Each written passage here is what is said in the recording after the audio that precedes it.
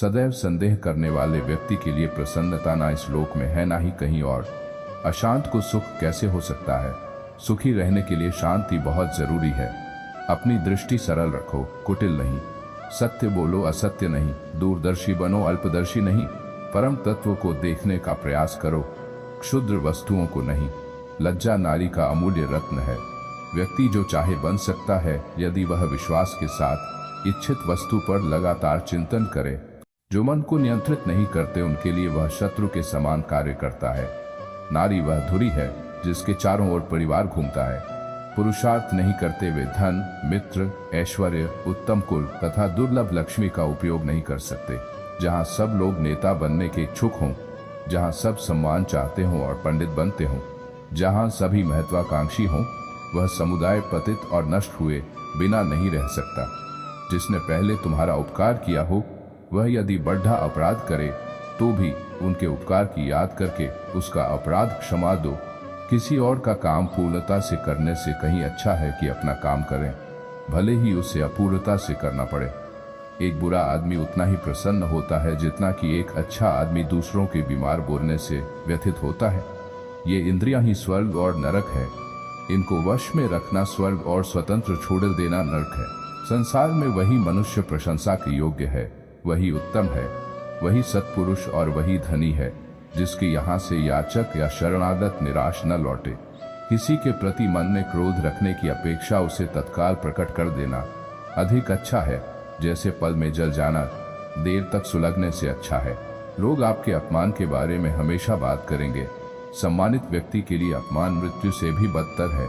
जिसे सत्य पर विश्वास होता है और जो अपने संकल्प पर दृढ़ होता है उसका सदैव कल्याण होता रहता है। जिस परिवार व राष्ट्र में स्त्रियों का सम्मान नहीं होता वह पतन व विनाश के गर्त में लीन हो जाता है। महाभारत, शरणागत की रक्षा करना बहुत ही पुनीत कर्म है। ऐसा करने से पापी के भी पाप का प्रायश्चित हो जाता है। मन अशांत है और उसे नियंत्रित करना कठिन है, लेकिन अभ्यास से इसे वश में किया जा सकता है। मोह में फंसकर अधर्म का प्रतिकार न करने के कारण ही महाभारत जैसे युद्ध से महान जन धन की हानि हुई। जो कार्य में निष्क्रियता और निष्क्रियता में कार्य देखता है वह एक बुद्धिमान व्यक्ति है। एकमात्र विद्या ही परम तृप्ति देने वाली है। नारी प्रकृति की बेटी है, उस पर क्रोध मत करो। उसका हृदय कोमल है, उस पर विश्वास करो।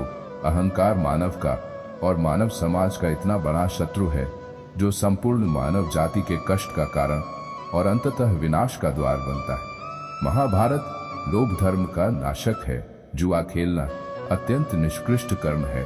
यह मनुष्य को समाज से गिरा देता है। सदाचार से धर्म उत्पन्न होता है तथा धर्म से आयु बढ़ती है।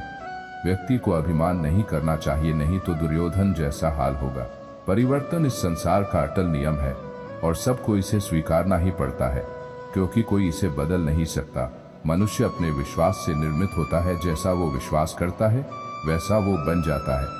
स्वार्थ की अनुकूलता और प्रतिकूलता से ही मित्र और शत्रु बना करते हैं। बुरे कर्मों का बुरा परिणाम निकलता है।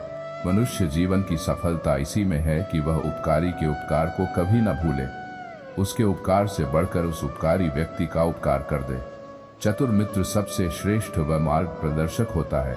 अपने पूर्वजों का सम्मान करना चाहिए, उनके बताए हुए मार्ग पर चलना चाहिए, उनके दिए उपदेशों का आचरण करना चाहिए। विपत्ति के आने पर अपनी रक्षा के लिए व्यक्ति को अपने पड़ोसी शत्रु से भी मेल कर लेना चाहिए। आत्म ज्ञान की तलवार से काटकर अपने हृदय से अज्ञान के संदेह को अलग कर दो। अनुशासित रहो, उठो। बुद्धिमान व्यक्ति को समाज कल्याण का। जो मनुष्य अपने माता पिता की सेवा पूरे सद्भाव से करते हैं उनकी ख्याति इस लोक में ही नहीं बल्कि परलोक में भी होती है। जैसे तेल समाप्त हो जाने पर दीपक बुझ जाता है, उसी प्रकार कर्म के क्षीण हो जाने पर भाग्य भी नष्ट हो जाता है। बैर के कारण उत्पन्न होने वाली आग एक पक्ष को स्वाहा किए बिना कभी शांत नहीं होती। जैसे जल द्वारा अग्नि को शांत रखना चाहिए, द्वेष से सदैव दूर रहें। बड़े से बड़ा शूरवीर भी अगर अधर्म और अन्याय का साथ देता है तो धर्म के आगे उसे अंततः झुकना ही पड़ता है। जुआ खेलना अत्यंत निष्कृष्ट कर्म है। यह मनुष्य को समाज से गिरा देता है। सभी को भ्रातृभाव से रहना चाहिए। अपनी निंदा सहने की शक्ति रखने वाला व्यक्ति मानव विश्व पर विजय पा लेता है। जैसे सूखी लकड़ी के साथ मिली होने पर गीली लकड़ी भी जल जाती है, उसी प्रकार दुष्ट दुराचारियों के साथ संपर्क में रहने पर सज्जन भी दुख भोगते हैं। महाभारत। सोकर नींद जीतने का प्रयास न करें। कामोपयोग के द्वारा स्त्री को जीतने की इच्छा न करें। दो प्रकार के व्यक्ति संसार में स्वर्ग के भी ऊपर स्थिति होते हैं। एक तो जो शक्तिशाली होकर क्षमा करता है और दूसरा जो दरिद्र होकर भी कुछ दान करता रहता है।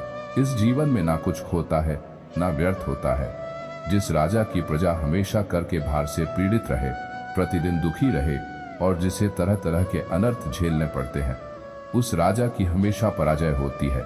इस जीवन में ना कुछ खोता है ना व्यर्थ होता है।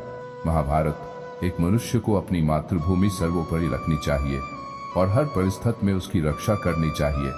जो विपत्ति पड़ने पर कभी दुखी नहीं होता, बल्कि सावधानी के साथ उद्यम का आश्रय लेता है तथा समय आने पर दुख भी सह लेता है, उसके शत्रु पराजित ही हैं।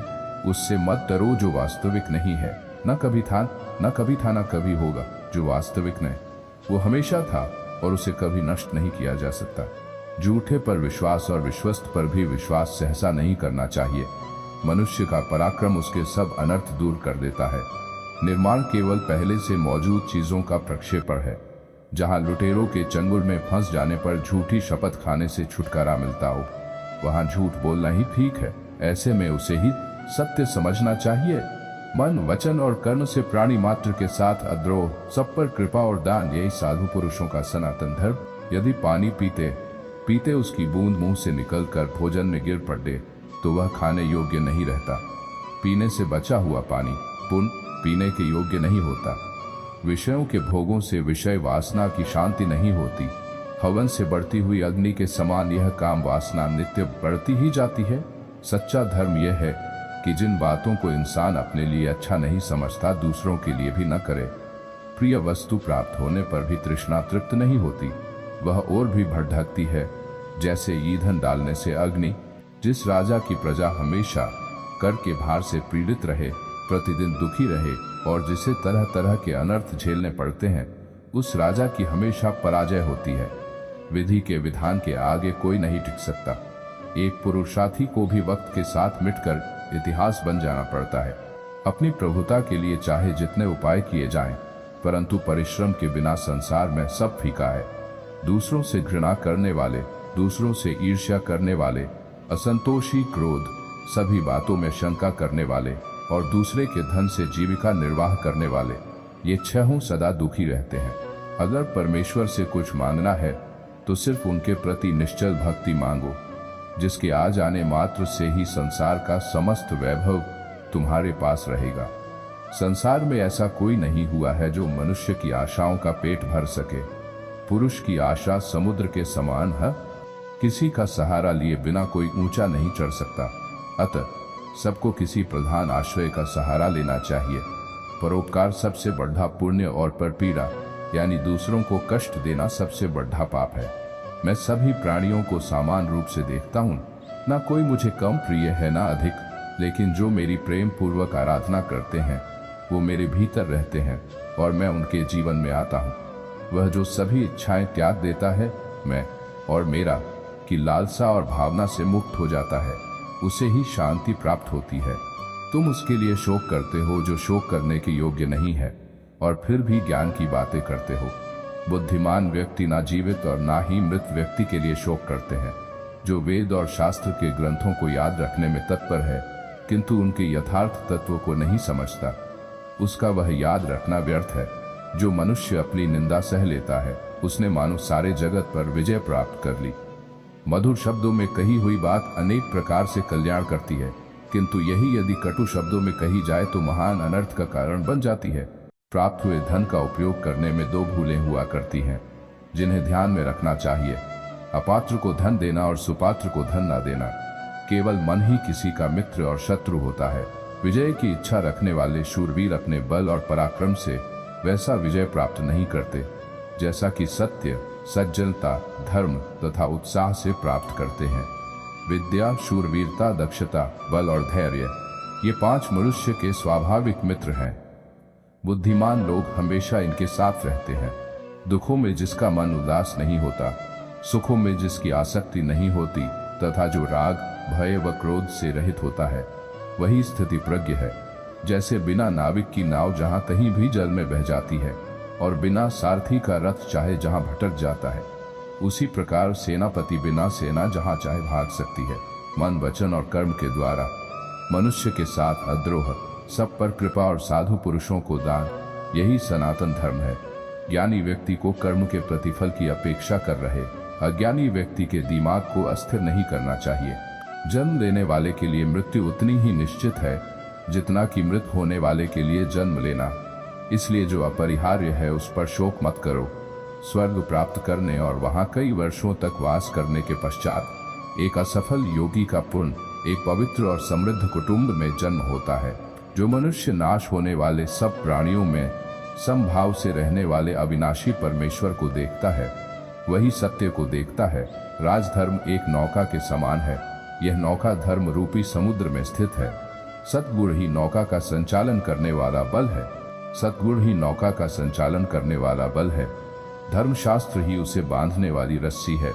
मुझे आशा है कि आपको यह वीडियो पसंद आई होगी।